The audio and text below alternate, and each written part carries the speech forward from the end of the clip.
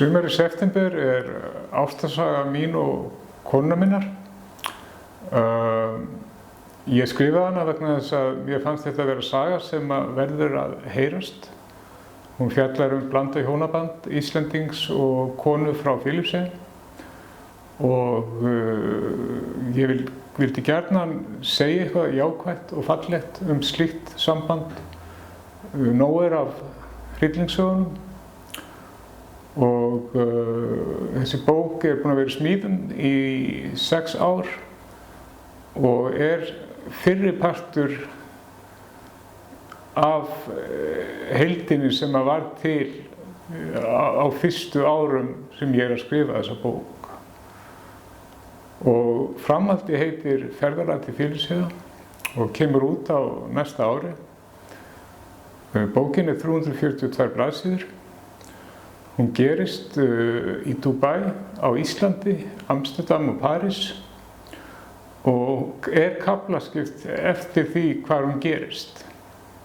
Hér á eftir ætla ég að lesa upp úr öðrum hluta bókarinnar. Þetta kafli sem fjallar samtal okkar Lornu öryrkja á Íslandi, sem sá málstaður sem ég hef barist fyrir, þótt kannski hafi ekki endilega farið mikið fyrir því. Og þetta svona hugrenningar okkur sem stéttleysingja, sem ættum að vera stétt í raun og veru. Og ég vil bara leggja mitt lóð á vogarskálarnar til þessara umræðu með því að hafa þennan kafla með í bókinni. Veðurblíðan afgerandi þar sem við sitjum bak við hús í skjóli frá vindinum og sólin skín beint á okkur. Okkur á hægri hönd vinnustúfa mömmu. Þetta lítil grá bygging á 2 hæðum með geymslu sem snýr út af bílastæðinu. Fyrir framan okkur grasið vaxin lóðin sem verður sennilega ekki slegin aftur fyrir veturinn. Ég fer að hugsa út í stöðu mína sem öryrki og Lorna tekur eftir því að ég þögull. Hvað ertu að hugsa spyr hún mig. Ég verð pínu undrandi. En átta mig fljótt á þeirri staðreynd að ég hef ekki sagt neitt síðan við komum út. Ég að hugsa fólk sem öryrkjar og hversu misskilið hlutverk þeirra á Íslandi, segi ég. Hvað áttu við? Hvernig misskilið? Spyr Lorna. Ertu vissum að þú vilja heyra þetta? Spyr ég Lornu. Já, segir hún. Ok, þegar þú hugsar þér öryrkja, þá hugsar þér einhvern sem vinnur ekki og á bótum frá ríkinu. Lorna kinkar kolli. Það margt vinnandi fólk á launum frá ríkinu. Fólk sem kallast ríkisstarfsmenn, til dæmis alþingismenn, heilbrigðisstarfsfólk og sumar kennarastéttir. Allt þetta fólk greiðir ríkinu skatt af laununum sem það fær frá því, rétt eins og öryrkjar. En hvers vegna ekki litið á öryrkja sem ríkisstarfsmenn eins og hinar stéttirnar? Ég veit það ekki, segir Lorna. Það af því að fólk álítur að fyrst vinni ekki, leggi þeir ekkert af mörkum til þjóðfélagsins. Ég vil meina að öryrkjar leggi einmitt mikið af mörkum til samfélagsins með því að taka á sig þá sjúkdóma sem fyrirfinnast í því.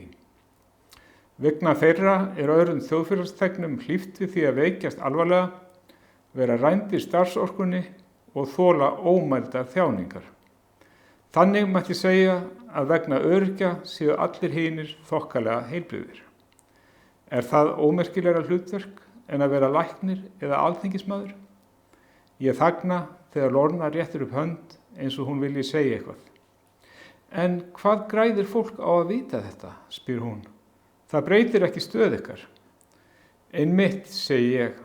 Þess vegna ætti að skilgreina hlutverk öryrkja með lögum og viðurkenna okkur sem stétt. Á Filippseyjum öryrkjar langt frá því að vera stétt. Þeir fá enga peninga og álitnir aumingjar eins og í öllum öðrum löndum sem ég hef komið til, segir Lorna. Ég geri mig grein fyrir því hvernig þetta hljómar, en ég trúi því að við getum öðlast viðurkenningu vegna þjáninga okkar og hlutskiptis í lífinu. Fólk áttar sig ekki á lúxuslífinu sem það lifir fyrst það fær að fara í skóla og mennta sig. eiga félagslíf og jafnvel eignast maka og börn. Fá síðan borgað fyrir að vakna morgnana og fara í vinnu. Margir öryrkjar fá ekki gera neitt að þessu. Og sumir hafa ekki stofnað fjölskyldu vegna þess að þeir veiktust ungir og hafa verið stopp í lífinu síðan þá eins og ég áður en ég kynntist þér, segi ég og lít á Lornu. Lorna hallar sig fram og tekur hönd mína. Sólin yljar okkur að utan, en það sem á milli okkar yljar okkur að innan. Haltu áfram, segir Lorna, eins og ég sé að segja eitthvað mjög mikilvægt. Og þetta mikilvægt, hvað svo sem trúverðugleika mínu líður gagnvart öðrum en henni einni. Ég hef mikla reynslu af því að tala fyrir framan sal fullum af heilbrigðu fólki undir þeim formerkjum að ég sé geðsjúkur einstaklingur og fá síðan kurteislegt klapp í lokin. En á bitrum stundum hef ég velt því fyrir mér hver sé fyrirbærið, ég eða fólkið með svipinn á andlitinu sem klappar fyrir vitnisburði geðveikamannsins.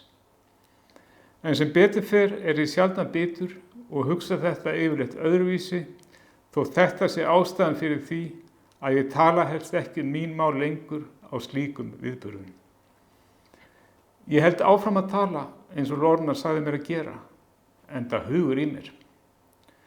Þegar ég hef látið gamminn geisa í dágóða stund, tek ég eftir því að Lorna horfir á mig með lúmskt bros á vörum. Hvað, segi ég. Þú ert svo krúttlegur í sólinni, segir Lorna. Ég gæti næstum étið þig. Ég get ekkert annað en farið að hlæja. En hvað það sem ég var að segja, spyr ég. Það átt þú allt saman sjálfur, segir hún. Skildirðu það sem ég sagði, spyr ég. Var þetta ekki meira en bara loft? Ég skildi og skildi ekki, svarar Lorna, og þetta var meira en bara loft. Ókei, þannig að það var aðeins vit í þessu, spyr ég og reyni til þrautar. Heilmikið vit, segir hún. Viltu meiri shake, spyr ég Lornu, því glasið hennar tómt. Að sjálfsögðu, segir Lorna og rétti mér glasið. Ég síg það sem eftir í mínu hraustlega í gegnum rörið og það vill svo vel til að það eru nákvæmlega 2 full glös af shake eftir í blandaranum.